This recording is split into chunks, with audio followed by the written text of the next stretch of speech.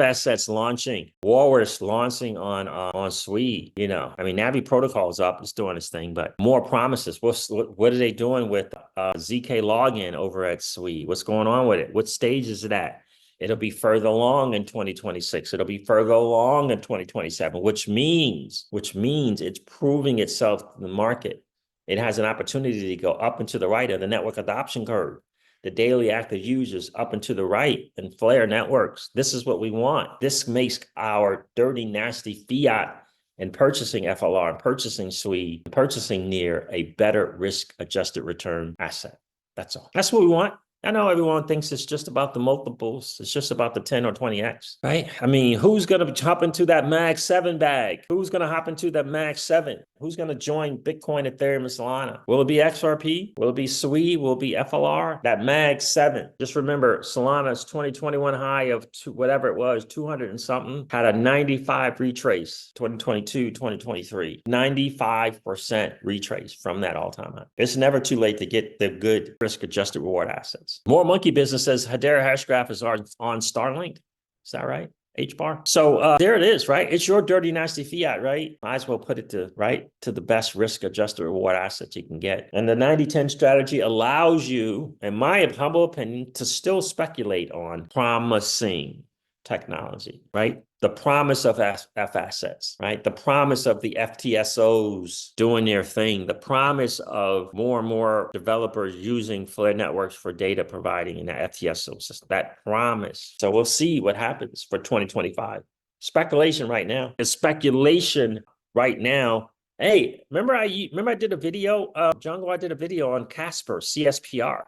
A classic example of the 90-10. Casper Labs, people over at Casper built this promising AI technology called Prove AI, talking about it, promoting it, blah, blah, blah, built it out, tested it, it's working awesome, and decided to knock that technology on its own blockchain. Instead, took some money and went over to, I believe, Algorand. I don't know if it was Algorand or HBAR, Hedera, I don't know which one. But it didn't put it on its own blockchain. Casper went through some bumps for sure. The main CTO and the main developers of Casper Network stayed. The Casper Labs people went over to either Hedera or Algorand. But I said, from what I'm seeing, I think that community is going to rebound, blah, blah, blah, blah, blah, et cetera, et cetera. And maybe it misses this cycle, but it'll definitely be around for the next cycle. But CSPR had a nice little run this last week. So it may get a chance to participate this cycle. So that's what you want to see. You want to see an ecosystem and a community rebound during the tough times. Right? That's what you want. And this is what I'm hoping to see from the XRPL, the massive rebound from the drama, from the cloud on title that is the US government. Let's see how it rebounds. Let's see how it launches the stable coin. Let's see how it launches the AMM in its full capacity. Let's see how it launches the lending protocol. Let's see how it garners network attention and creates network of new daily active users, thus going up and to the right of the network adoption curve. Casper Network, the CSPR token. I was checking out my portfolio and I'm like, look at that. So those are not bad numbers. I don't know where it's coming from. 226 million in market cap. That's good tokenomics, by the way. Total supply, 13 billion. Total circulating, 12.5 billion. That's good stuff. Okay, on the 7-day, it's up 107%. On the 14-day, it's up 185%. That's good stuff there. They got an active Twitter. I checked that out. That's great. This chart, if I do 1 year, yeah, that's what you want right there. See that? A little time frame there? That, to me, anyway, so we were all around for this, right? It went below a penny. People were panicking. I know there were some people who added. I don't know if I added or not, but I saw a couple hundred more than I thought I spent. So maybe I did. I don't know. I can't honestly say that I did. I don't know. I think I did because I was making a point in the video that I did that I wasn't going to give up on it. But I don't know if I did a thing there or not. But that was good to see. So maybe it'll get a chance to participate. The technology is there. It's just, are you going to go up the network adoption curve? Are you going to create attention, garner attention, track new builders, new projects? So how do you get those numbers, right? How do you get those numbers? But I got to tell you, the tokenomics are looking great. And then you look at 99% down from its previous all-time high. Again, that's kind of like Songbird's whole deal with this Songbird is that as well. Songbird's got nice circulating versus total supply numbers as well, property rich. So, I think Songbirds, so what do we got? We got essentially 99% from all-time high. We got 99% of the total supply is circulating and 200 market cap. That's very, very similar to Songbird, in my opinion. Let's go over to Songbird. Let's go over to Songbird and share that one. Not financial advice. I just noticed kind of how this market works, how these cycles work. Still at 0.008%. So this is about 90%, not 15 billion circulating out of 18 billion supply. It's not as awesome as Casper, but it's still awesome. 15 billion circulating out of 18 billion total. That's good. Market cap is only 136 million. That is awesome. So it's almost half of Casper's. 90, yep, look at this, same thing. 98%, 99% from its all-time high. I mean,